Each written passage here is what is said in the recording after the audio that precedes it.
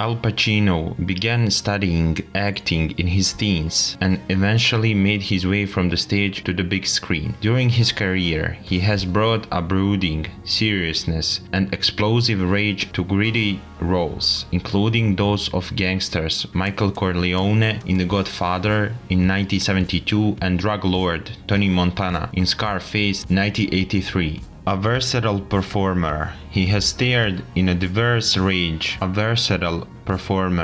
He has starred in a diverse range of projects during his prolific career, appearing in countless stage productions and directing several films as well. He received an Academy Award for Best Actor for his portrayal of a blind man in A Scent of Woman, 1992, and in 2007 received a Lifetime Achievement Award from the American Film Institute. Alfredo James Pacino was born in New York City on April 25, 1940. He was the only child of Italian immigrants from Sicily who separated when he was a toddler. After they split, Pacino's father moved to California and Pacino was raised by his mother and grandparents in the Bronx, though somewhat shy as a child. In his early teens, Pacino developed an interest in acting and was later accepted at the High School of Performing Arts. However, he proved to be a poor student, failing most of his classes before he eventually dropped out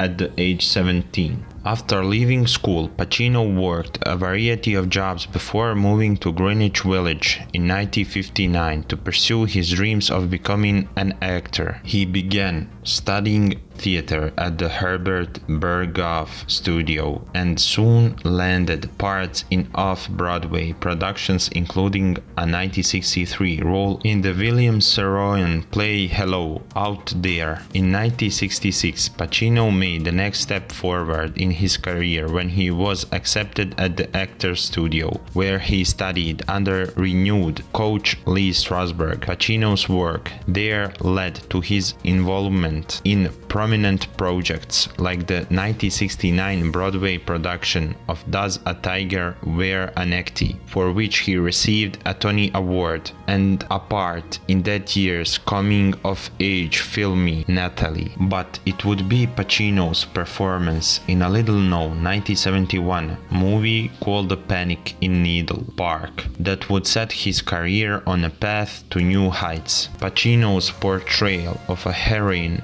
addict caught the eye of Francis Ford Coppola, who was in the midst of casting for his upcoming picture The Godfather, based on the novel by Mario Puzo. Although he had been considering such superstars as Robert Redford and Jack Nicholson for the part, Coppola ultimately chose the relatively unknown Pacino to play Michael Corleone. Released in 1972, The Godfather was a massive success and is widely considered, along with its first sequel, to be among the greatest films of all time, telling the tale of the Corleone crime family and Michael Corleone's rise to power. Pacino was just one of many actors, including Marlon Brando, James Caan, Robert Duvall, and Diane Keaton, to receive critical acclaim for their performances. The Godfather dominated the 1973 Academy Awards, winning Oscars for Best Picture, Best Actor, and adapted screenplay, while receiving nominations for direction, sound, costume design, and editing. Caan, Duvall, and Pacino each received a supporting actor nomination, but angered over not receiving a nod from the Academy in the category of lead actor. Pacino boycotted the event. In the wake of The Godfather's success, Pacino quickly became a sought-after leading man, following a co-starring role with Gene Hackman in Scarecrow. 1973, Pacino starred in 3 successive hit films, each of which earned him an Academy Award nomination for Best Actor. In 1974, he starred in Serpico, the true story of a police officer, Frank Serpico, whose undercover work during the 1960s helped expose corruption in the NIPD. The film was both a critical and commercial success. The same year, he appeared again as Corleone in The Godfather Part 2, which also starred Robert De Niro and received as many accolades as its predecessor. And in 1975, Pacino starred in A Dog Day Afternoon, playing a much more unusual role as a John Voitovich, who in 1972 attempted to rob a bank in Brooklyn to pay for his boyfriend's sex change. The actor next starred in the box office failure Bobby Deerfield before returning to form in the legal drama And Justice for All, 1979, earning himself yet another Academy Award nomination. Given his dazzling success during the 1970s, Pacino's film acting career experienced a relative lull in the decade that followed, with the exception of his role as crazed drug dealer Tony Montana in the Brian De Palma directed hit Scarface, 1983. Pacino's other films from this era were significantly less successful and his roles less memorable. Cruising, 1980, Author 1982 and Revolution 1985 were all commercial and critical flops, but during this time Pacino also made a successful return to the stage. In 1983 he received a Drama Desk Award nomination for his performance in the David Mamet play American Buffalo, and in 1988 he received favorable reviews for his portrayal of Mark Antony in a New York Shakespeare Festival production of Julius Caesar. Then Pacino returned to the screen in 1989 thriller Sea of Love, which ultimately re-established his star power. In 1990, Pacino appeared in two films, The Godfather Part 3 and Dick Tracy. His role in the latter earned him his first Academy Award nomination in more than a decade and marked the first in a steady string of roles in hit movies in the years to come. In the first half of the 1990s, Pacino earned favorable reviews for his work in outings such as Frankie and Johnny 1991 with Michelle Pfeiffer and Carlitos Way in 1993, and he received his first Academy Award for his lead role as a blind man in 1992, Scent of a Woman, while also being nominated in the supporting actor category for his role in Glengarry Glen Ross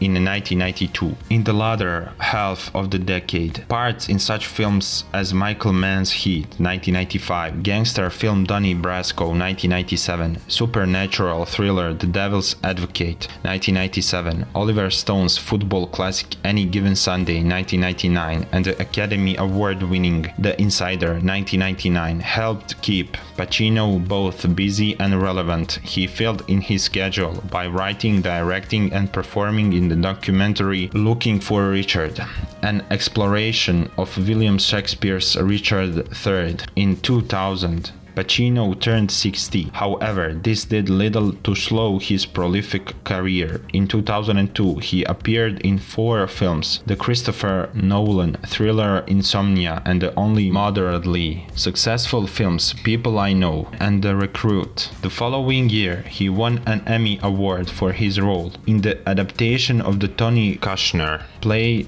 Angels in America, and in 2004 he once more indulged his love for the works of Shakespeare by appearing in a film version of The Merchant of Venice. In 2007, the actor was among the all-star ensemble of the blockbuster hit Ocean's 13 and released the DVD box set Pacino, an actor's vision. He then co-starred with De Niro in 2008 cop drama Righteous Kill, portrayed Jack Kevorkian in the TV movie You Don't Know Jack 2010, for which he received his second Emmy Award, and revisited the David Mamet play Glengarry Glen Ross, this time in a 2012 Broadway production that also starred Bobby Cannavale. Pacino collaborated with Mamet on the 2013 TV film Phil Spector to portray the famously troubled musical producer before taking on lead roles in indie projects like Manglehorn